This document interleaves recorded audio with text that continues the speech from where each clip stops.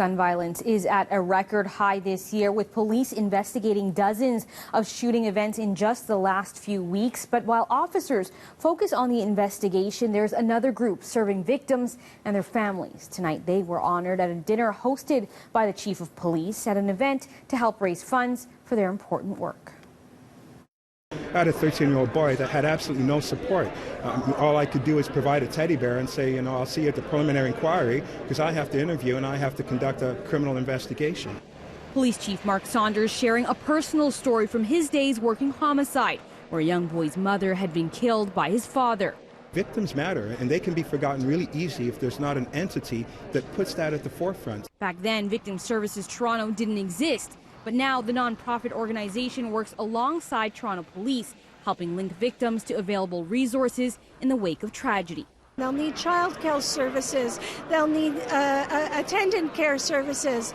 We will liaise with embassies in terms of bringing visitors over. We will advocate with employers. We will help people. There is a fund available that helps people with funeral expenses. The annual Chiefs Gala serves as the flagship fundraising event for the 30-year-old charity. The organization only employs about 50 staff and is mostly volunteer-run. Tonight's event at the Beanfield Center, attended by the mayor and the premier, helps fund about 35% of the group's operating budget. And that is needed more than ever, considering the violent year it's been. We've had a record number of shootings. It's been a very hard year for people of Toronto and, of course, for our staff and volunteers. But Victim Services doesn't just deal with gun violence. Large-scale incidents like the Yonge Street van attack and the Bruce MacArthur investigation put a strain on their resources.